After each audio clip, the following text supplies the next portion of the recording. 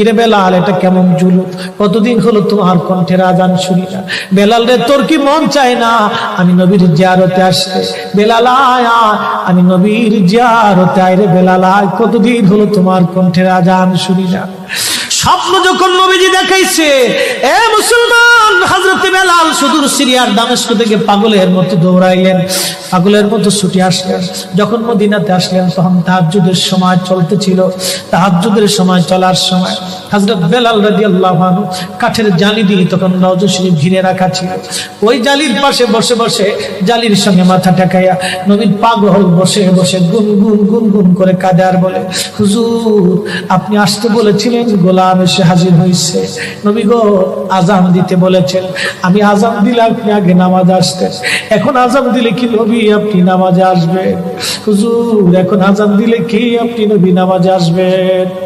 নতুন মুয়াজ্জিন আসছে আজান দেওয়ার জন্য, এসে দেখে নবীর মুয়াজ্জিন বেলাল কাঁদে।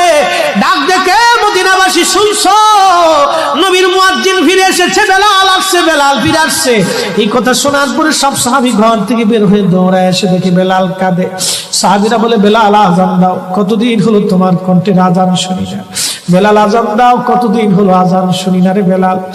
বেলাল বলে, সাহাবীরা রে, আমি আজান দিলে কি নবী নামাজ আসবে বলো? সালমান ফারসি রাদিয়াল্লাহু আনহু ডাক দেখে, সাহাবীরা আমাদের কথাই বেলাল আজান দিবে না, তোমরা যাও দেখো হাসান আর হুসাইন দুইজন ঘরের মধ্যে আছেন। ইমাম হাসান হুসাইন রাদিয়াল্লাহু আনহুমা যদি বলে তাহলে বেলাল অবশ্যই আজান দিবে। সালমান ফারসির পরামর্শে সাহাবীরা দৌড়ায় গেলেন।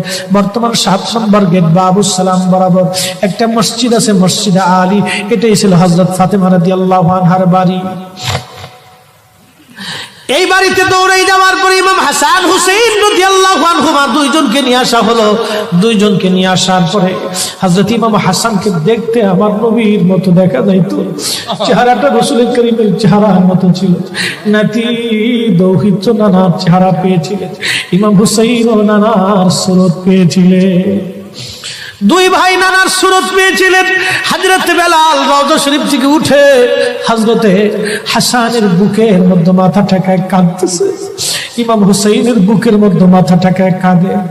হযরত ইমাম হাসান ডাক দেখে, নানার মুয়াজ্জিন, কতদিন হলো তোমার কণ্ঠে আজান শুনি না। যেই কণ্ঠ দিয়ে নানার আজান শুনাইতা, যাও গো ওই কণ্ঠ দিয়ে আমাদেরকেও আজান শোনাইয়া যাও। যখন হযরত বেলাল ইমাম হাসান এই কথা বললেন, হযরত বেলাল দৌড়াই গেলেন। যেই বনু নাজ্জার গোত্রের মহিলা সাহাবীর ছাদের উপরে দাঁড়ায় বেলাল আজান দিত। আবু দাউদের 519 নম্বর হাদিসের মধ্যে আসছে, প্রত্যেক ফজর